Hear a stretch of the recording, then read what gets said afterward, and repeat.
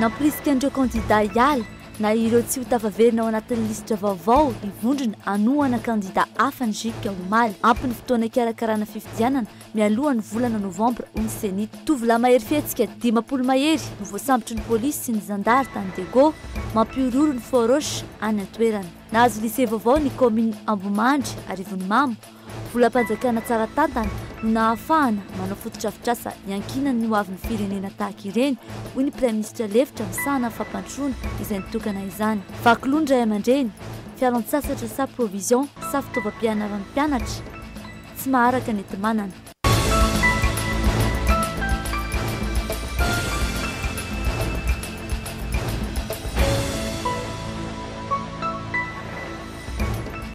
Tonga sao tao anatin'ny fampahalalam-baovao ny KOLO FM sy ny KOLO TV ampanajana no hiara-bananao sy hanasananao anaraka izany hatramin'ny farany. Fotoam-pialatsasatra amin'ny baolina sy ny kanety no an'ireo sasalahy ary ny dinety sy ny saribakolo no mahasondrina ireo sasavavy. Toa dinidin'ireo kilalao tena malagasy fanao taloha ny hoentin'ny fanatontolona no mibahanao an-tsainy. Fanadihadiana.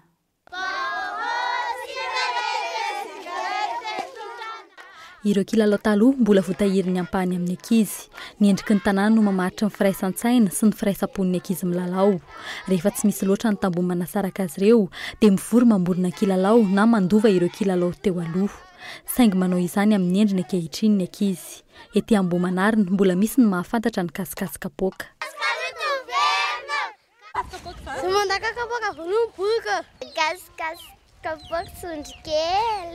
Akoatra amin'ny baolina tambary, ny kanety no mahasatry ny ankizy lahy kely ankehitriny, tsy pindo an'izay resy.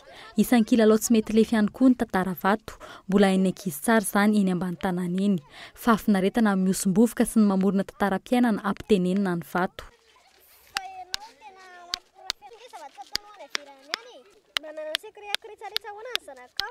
Ifandofana-tony lovatsofina ireny karazan-kilalao ireny hatramin'izay. Raha vao mena fifaneraseran'ny mpiara-monina dia mena ihany koa ny fahafantaran'ny ankizy azy ireny. Miankina amin'ny toerana ilalaovana ihany koa ny kilalao. Mbola misy ny manao ankiafina, fanenjika sy ny avy mangataka. Misy ireo ray aman-dreny mbola mahatsiaro karazan-kilalao hafa. Avy mangataka, aveo miazakazaka, fa mbola misy anankiray koa le hoe le mipetraka boribory le ankizy dia jerjerjer dia tsasikona hoanena.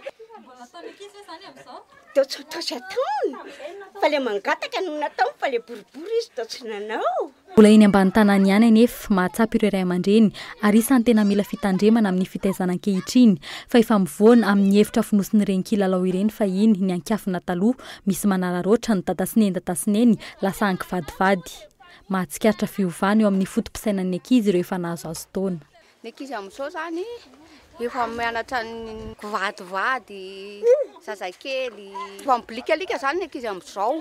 Fa taloha ngetsy ny ankizy tsy mivetaveta zany. 12 taona zany efa mianatra vetaveta ny ankizy amin'izao. Lalao fahiny mivoatra manaraka ny ankehitriny, misy ny tavela, misy ny tsy tafiry intsony.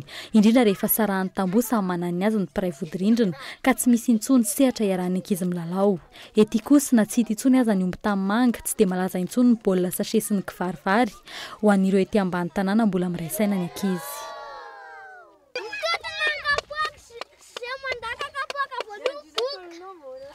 Avelantsika eo iny lafiny vaovao iny fa hivadika eo amin'ny lafiny politika kosa indray isika. Ny fisian'ny lisitra vaovao midika ho fialan'ny kandida sasany. Fivoan'io lisitra io no fepetra ahafahan'ny senita sy ny fianakaviam-be iraisam-pirenena mamaritra ny daty ahatomombana ny fihodinana faharoa hatramin'ny faran'ny volana novambra raha misirisiro ireo kandida tokony hiala tsisy ny fifidianana ary itony krizy. Miantso amin'ny fahatsapahan-tenany tsirairay ny Jiko Omaly. Fanadihadiana. Hazakazaka raha intosika ny an'ny senita. Raha vantany vao nivoaka ny lisitra vaovao ny kandida ho filoham-pirenena izay tokony hivoaka tao anatin'ny andro vitsy. Tsy afaka emitra intsony ny datim-pifidianana ivoaka eo raha tiana hisy fifidianana amin'ity taona ity. Ny faran'ny volana novambra izay voalaza Omaly fa anaovana ny deuxième tour dia faran'ny maintany.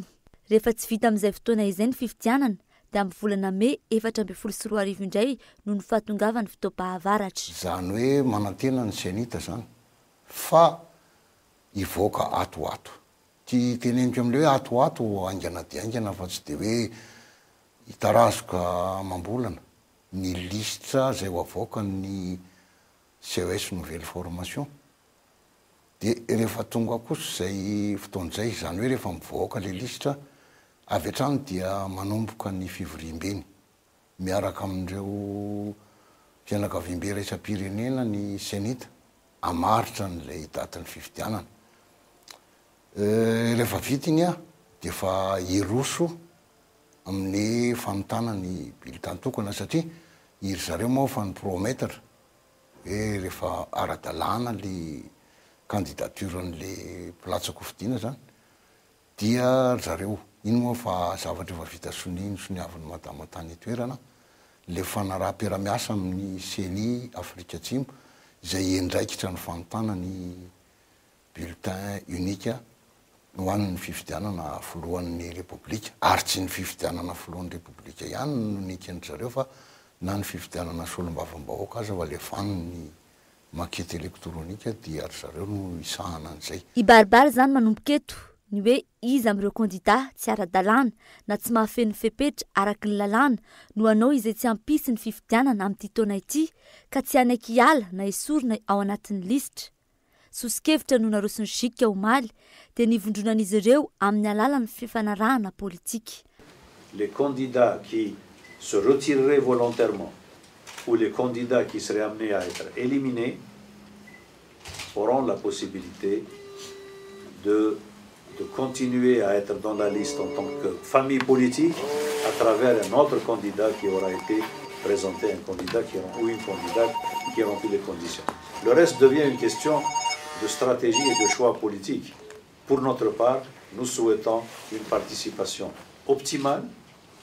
Il ne s'agit pas simplement de telle ou telle personnalité, il s'agit surtout des familles politiques et des sensibilités politiques afin que le peuple souverain puisse avoir un large choix et s'exprimer en toute connaissance de cause. Donc nous encourageons la participation la plus large, aussi bien aux élections qu'au niveau de la liste des candidats. Nous l'avons déjà dit cela. Nous souhaitons surtout que tout cela se passe dans une atmosphère de réconciliation, dans une atmosphère d'apaisement et qu'un certain nombre de problèmes qui ne peuvent pas se régler avant les élections se règlent après les élections parce que la réconciliation nationale est un processus. Anaiky zany ve idediratsiraka, anaiky zany ve imarika ravalomanana, hitanany teniny ekeny tamin'ny Jika sy ny Sadeka ve hiandry rajoelona. Ireo fanontaniana ireo izay ahina analoka indray mandeha indray ny lisitry ny candidat vaovao avoaka ny CES vaovao afaka andro maromaro.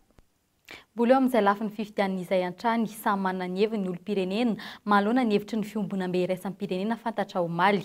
Ao ireo tsy miny avitan'ny fifidianana intsony amin'ity taon'ity, misy kosa ireo misalasala noho ny fitiavam-pahefan'ny ireo mpanao politika ankehitriny. Maro kosa ireo maniry mafy ny ahatanteraka ny fifidianana faran'izay aingany. Arahantsika toy izao ny fanazavany sasasasany tamin'izy ireny. Tokony alefa lolo kokoa ny io le izy satria efa mafy ny mahazo ny vahoaka. Satria tena mijaly izy mijaly tsika vahoaka zany vandro zareo mpitondra ambony mpanao politika zany. Ny ankilany manaiky an'le daty, ny andaniny tsy manaiky an'le daty satria ny ankilany mamy le sezy ka sarotra be andry zareo ny hanao an'le fifidianana satria raha vao aly eo izy dia efa tsisy hinanany intsony. Ny ambolo ny azoko ambara momba an'io ribo resaka politika nefa ny tena tsy te hiditra politika. Nefa ny le vahoaka efa tena mijaly le majinga. Izay ny tena marina tokony tsy ahempotra intsony ny fifidianana io zany fa ela loatra tarisiko loatra le teteza mitaka lasa tsy mety. Lasa teteza mitaka foana izy tsy mety. Tena leonay mihitsy tena rehefa alohan'izay io satria ny senita efa nyteny hoe resaka teknika rehetrarehetra fa vonona fa miandry ireo mpanao politika ireo tsy hitako izay olana fa tokony atao fifidianana satria ny vahoaka efa tena sahirana zany satria le izy raha miembotra indray masy dia miovaova foana le zavatra zany le resaka zany asa ohatrany tsy matotra zany le fitondrana le firenena zany fa tokony tapahana le izy rehefa hoe ny manaiky tsika fa zareo no mamatsy volana amin'ilay fifidianana ka efa vonona dia tokony atao zany le fifidianana ny deuxième tour volana novambra fe zany misy mbola afaka homanina zany raha izao zany lasa ala amin'ny eritreritry loatra ohatry ny ela loatra raha izany satria ohatrany atan'izay ohatrany mihemotra lava ihany izy dia farany na ny olona rakivy daholo sisany farany. Para fifidianana zany aloha za tsy manantena izy fifidianana zany eto amintsika raha mitotona aloha fa dia amin'ny taona avy tsy fantako ny olona fatao. Vaovao miparitra kosa indray any Antsiranana nizotra an-tsaka sy andava ny fanadinana BEPC fa tsy nikorotana araka ny feonandeha teto Antananarivo vokatry nataon'ny Foroche. Na izany azy mihetsika ny zandarmarim-pirenena hatramin'ny androany maraina 17 no isan'ny voasambotra tamin'ireo andian-jatovo malaza ho mazan-doha sy maditra ao amin'ny tapo-tanàna Antekao ny fanazavany tompon'andraikitry ny zandarmarim-pirenena avy any Antsiranana. Misy désinformation tonga tany aminareo tany Antananarivo tany amin'ny ravan'ny Foroche ny BPC taty Antsiranana. Ce sont des nouvelles, des informations hoe tena tsy mitombona akory zany. Ny BPC taty zany lamina tsara tsy misy korotana. Voafehy tsara mihitsy ny fandriam-pahalemana tao anatin'ny BPC zany. Ny fitandroana ny filaminana mandritry ny BPC lamina tsara raha izay. Faharoa manarakarak'izay koa zany dia efa miompampana loatra zany ny filaza zany efa misy be dia be ny matin'ny Foroche aty dia gony efa sepandry io ka. Fa misy ohatrany misy désinformation ohatr'izany mandeha any Antananarivo tsy mitovy amin'ilay réalité misy aty akory. Les situations zany nanao sur des renseignements précis zany nanao opération resaka Togo zany. Opération na Foroche zany fa le bande ny Tanambao 4, Tanambao 5, Mahatsara, reo zany Togo ny antsona reo bande reo zany tena samborina sur des renseignements précis dia nisan'ny voasambotra zany amin'izao fotoan'izao 5 dia alefa any amin'ny tribunal zany izy. Ce sont des malfaiteurs fa zareo no araky ny renseignement eno ombieny no mampitondra tsy fandriam-pahalemana eto amin'ity Dego ty zany ireo Togo reo. Misy ihany zany amin'ny quartier sasany fa mampetrapetraka fa ireo Togo reo zany tena mampitondra fahaisana le tena le insécurité eto an-tanàna eto. Ka nahatonga anay zany hoe rehefa Togo aloha dia samborina daholo.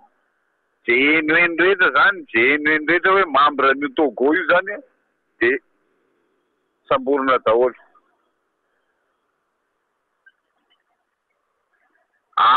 Tindray ny milamina para le Foroche ne zany izay zany mba tsy pio ao anatin'le tenananareo e.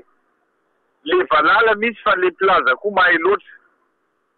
Fa le Foroche ne zany zavatra hoe para ohatran'le manao site mahery le ohatran'ny Antananarivo ihany zay tratrany fa izy ara tsy de hoe fréquent ohatran'ny any Antananarivo hoe tena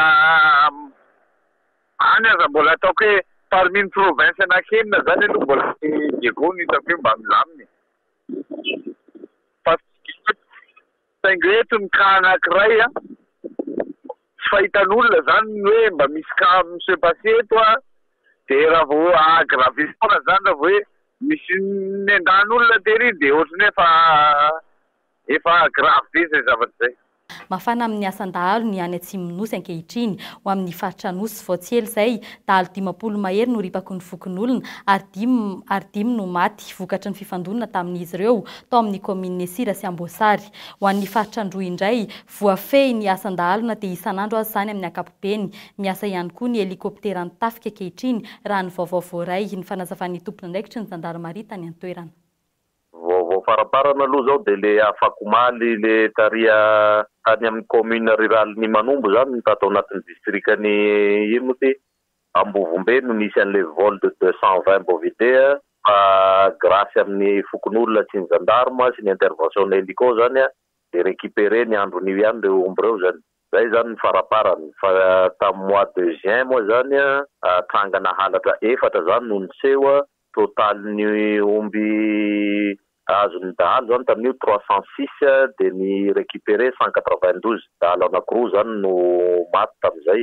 Dia tamin'ny mois de juillet trangana halatra 4 koa tato anatin'ny districtany Ambovombe sy Bekildolo io dia 331 total ny omby voaroba zany tamin'ny mois de juillet dia 134 ny récupéré tsy nisy dahalo maty moa tamin'io fa fokon'olona anankiroa zany blessé. Zay zany atao hoe bilan général tanatin'ny mois de juin sy juillet zany tato anatin'ny région ny Androy izay marihana fa anatin'ny distrika Bekily sy Ambovombe ihany moa zany no tena misy an'le atao hoe titrangana halatromby izay tady efa hitovitovy amin'ny any Ambosary ty zany ny any distrika any Ambosary. Zay angamba ny azo amin'tinana azy avy ety aminay ety. Eo amin'ny lafiny fampandrosoana kosa indray nahazo lycée Vaovao ny commune Ambohimandry ao amin'ny distrika Rivonimamo. Ity distrika ity izay efa ela no nahazo fahazahoana lalana nangana lycée ary efa nisy mpianatra efa ho 3 taona saingy nindrana toerakafa nampianarana ho an'ireo izay afaka PEPC ary izao nahazo lycée Vaovao izao fiaramentany fokon'olona sy ny primature lefitra misahana ny fampandrosoana sy ny fanajariana ny tany no nahafahana nanao ity fotodrafitra sa ity 30 tapitrisa ariary no avy amin'ny fanjakana ary 5 tapitrisa ariary avy amin'ny fokon'olona izay nanao ny aintsio zavatra ka nahafahana nanao efitrano fianarana 3 nitokan'izany ny praiminisitra lefitra misahana ny fampandrosoana sy ny fanajariana ny tany Ajo Andrianarivelo sy ireo manam-pahefana avy any an-toerana mbola hojerena ny anampiana ny sekoly ary volam-panjakana tsara tantana no ahafahana manao fotodrafitra sa toy izao hoy ny praiminisitra lefitra.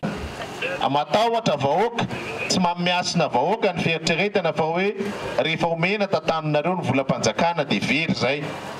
Tsy mamiasina antsika zany fa ny anjara ny mpitondra fanjakana dia ny mamerina an'izay fa ifam-bahoaka zay any amin'ny vahoaka ihany ary ninona moa ny fahefam-bahoaka zany fa ny fampandrosoana sy ny vola izay arotsaky ny vahoaka ao amin'ny kitapo-bolam-panjakana dia tsy maintsy averina any amin'ny vahoaka mba hanasoavany azy ihany satria ny fanjakana tsy mbo orinasa. Ny fanjakana tsy mbo mitady tombony fa izay vola arotsakany aminy dia averiny hanasoavana ny firenena.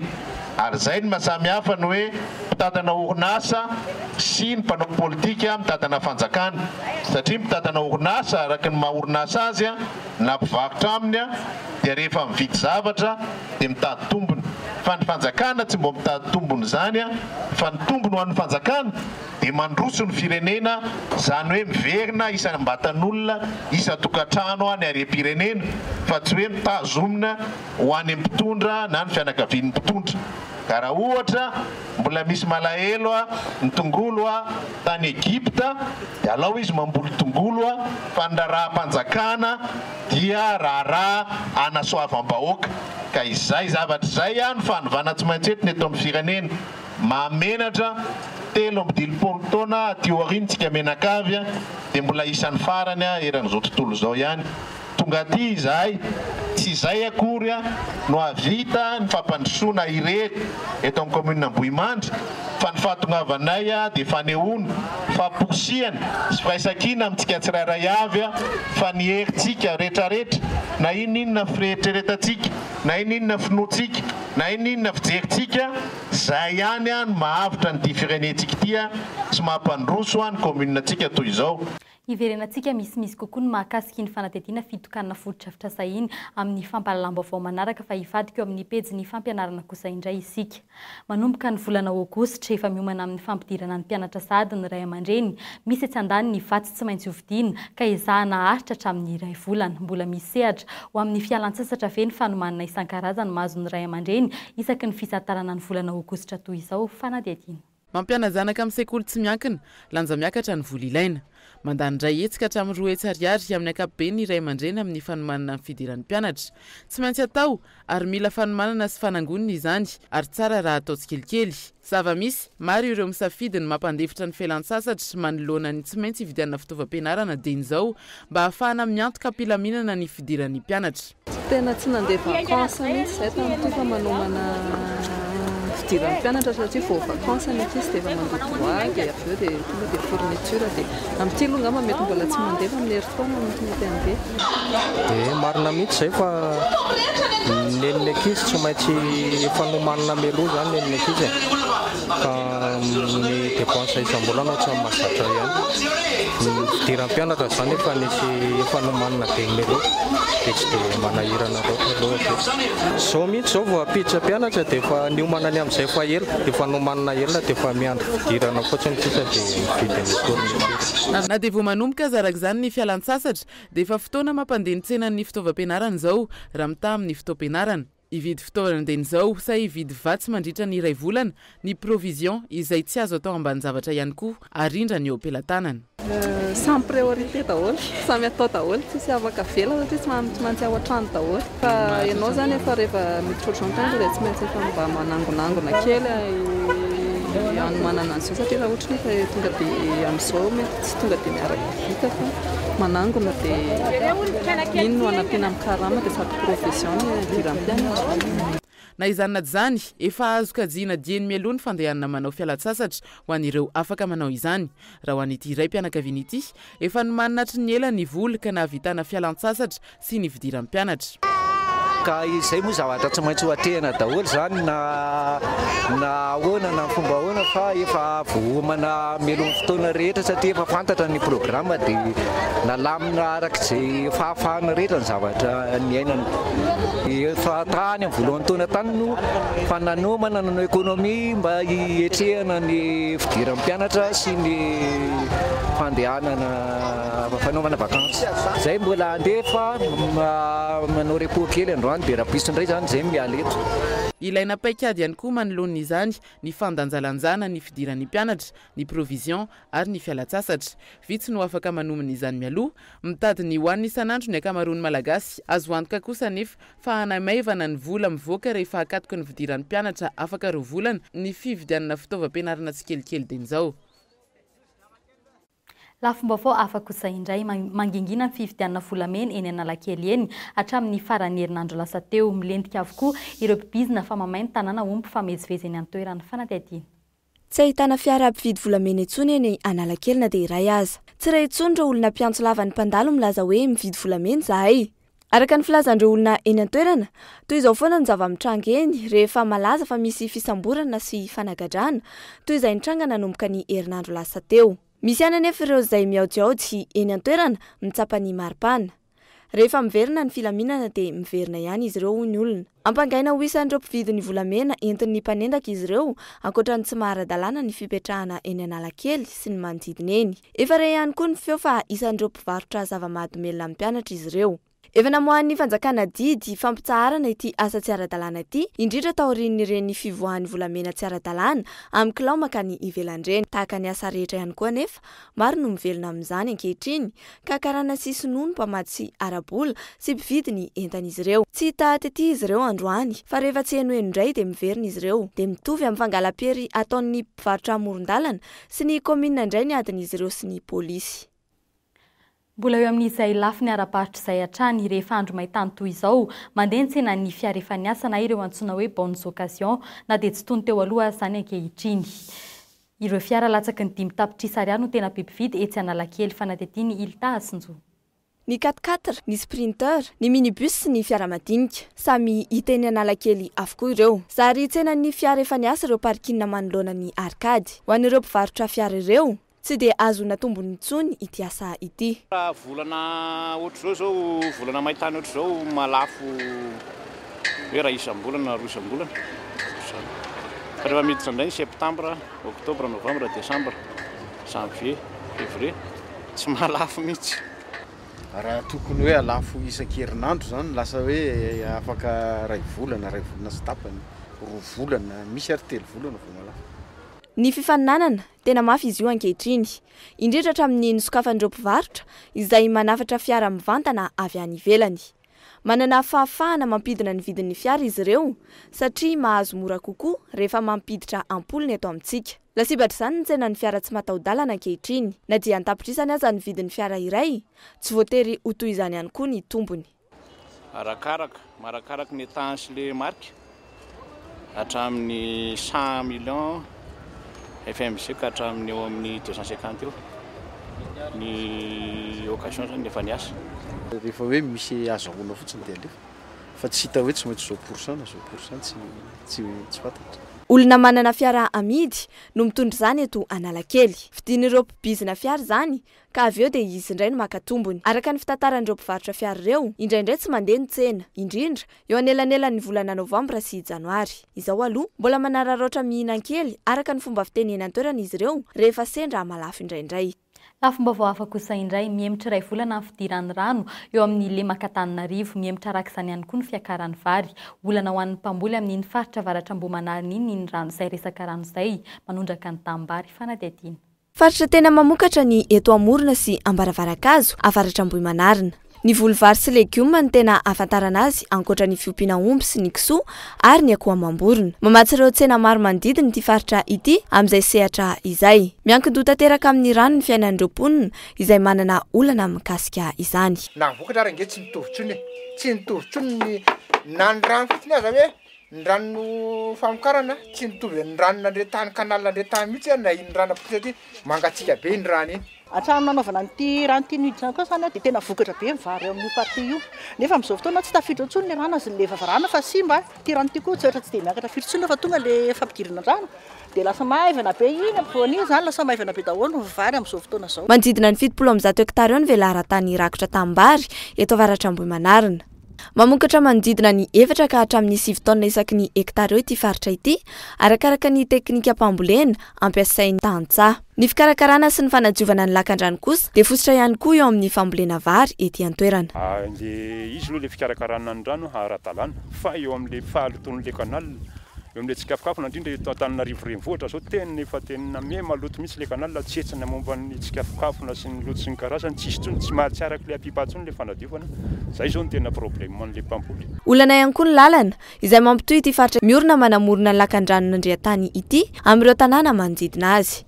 Rehefa fotoanan'ny oranandro miakatra ny rano ary mila tsy ho azo aleha ny lalana. Ny zavatra tena manahirina aty aminay dia resaka lalana zany satria hoa io zany na misy marary na teraka na ny atao hoe fanaovana vokatra ety aminay mihitsy ary fanaovana raha aty aminay raha vao anatao fotoana pahavaratra dia tena fijaliana.